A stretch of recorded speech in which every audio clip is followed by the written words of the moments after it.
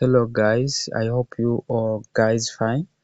Nizere ko mwese mumeze neza. Nk'ibisanzwe turi kuri wa mushinga wacu wa P network kuba ariko bamayininga.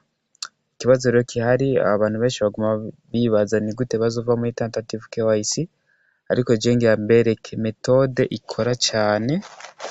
Ubundi nta kintu wokora kugira ngo uve muri tentative KYC, ariko icyo gukora kirahari kugira ngo unyaruke uve muri tentative KYC uje muri migration vuba vyoroshe, mu gihe abandi bakirindiye. Nk'ibisanzwe urinjira mu application ya P network, abataramina mwibuke kumina, abatarakora subscribe kuri channel yacu akarusho mu bikore. Rero turagira ko murabona hano hari uburongo butatu, urahakanda hanyuma ugahita umanuka epfo ukaraba ahantu handitse support portal, hano ukafyonda gutya. Umaze kuhafyonda barakujana hano. Urabona ko hano dufise ibintu bine twe turahitamo.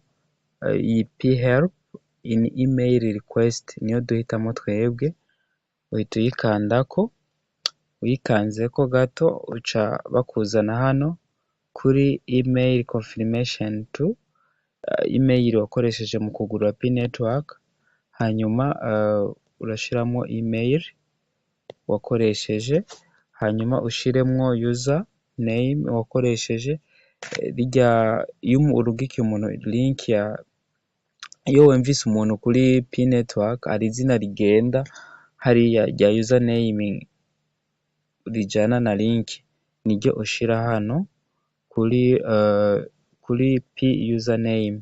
Hanyuma hano urandikamo subject turandikamo request for quick resolution of KYC tentative approval. Hano hepfo hano urandikaho amajambo akurikira ngiye kubereka, ndayafise kuri notes ya telefone, ndayafise hano. Subject twababwiye ni iyi, murabona ko hano imeze neza. Subject yanditse ko request for quick resolution of KYC tentative approval. Hanyuma hepfo muri description uca wandika aya majambo yose ku gapapuro aya. Muyihweze neza, aya majambo yose urayakopya. Nimba uriko uraba video yigire pause uyandike ku gapapuro, hanyuma uraza kuyandika hajya ahantu mu gihe uhashikiriye. Je rero ndafise hano, nawe ushobora kuba wayanditse muri telefone kandi nko kuri WhatsApp canke ahandi hantu muri message ariyo yose mu kibanza ca message. Uhejeje kuyandika urayafyondako, hanyuma ugafyonda kuri select all, ucuza hano kuri copy hano ukahakanda. Hanyuma hakanze ugaca usubira muri ya description yawe, ukaza hano ukaguma ufyonzemo hano hagati, ugafyondamwo ukafyonda hano kuri paste. Murahabona uhejeje gufyonda kuri paste bihita bijamwo directement. Hano twababwiye subject ni request for quick resolution of KYC tentative approval. Ari kuvuga approval iri hano, murabibona ko ibintu bimeze neza. Okay guys, nizere ko turiko tujana neza. Urabandikira ugira ati dear P network support team, I hope this message finds you well. I'm writing to seek your assistance with the KYC tentative. My account details are follows. KYC status tentative. I have successfully submitted the KYC document, all the required P network rules. However, my KYC status tentative and I'm urgently awaiting the KYC full pass.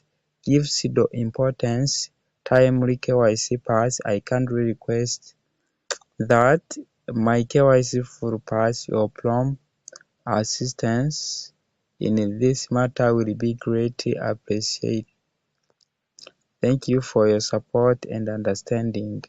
Uhejeje hano rero uhejeje hano handitse attachment, murahabona hano handitse attachment hano muri kino kibanza harimo na browse, uca ugenda uba wafashe screenshot y'iyi foto yo kuba uri muri tentative, uraza hano ukayigira screenshot gutya, ukayitengeneza neza, ukayigira neza kugira ngo ize kugenda isukuye, hanyuma ukayemeza ikajamo hehe, ikaja muri memoire ya telefone, hanyuma ugaca usubira hano.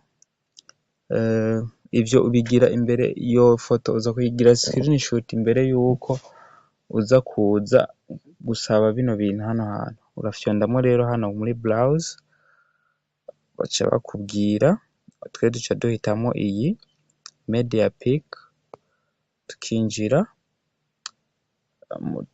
nca hano muri screenshot, murayibona hano murayibona, ndayinjizamo hano, barindira kumva za connection, murabona ko iriko irajamwo, murabibona neza iyo foto. Okay, ifoto yamaze kujamwo neza, hanyuma ucuza ngaha kuri send hano, murahabona murahabona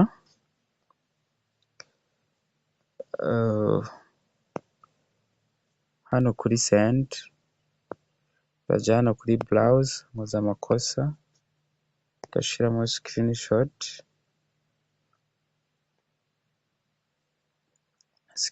ikajamo neza, baze kujamo hano, murabona hano kuri no jambo send hano nta kintu kihari, rero hano kuri send hano niho uhita ufyonda, bigaca bigenda directement no barya bantuze ba core team, bagize core team bahita babona iyi message vyihuse.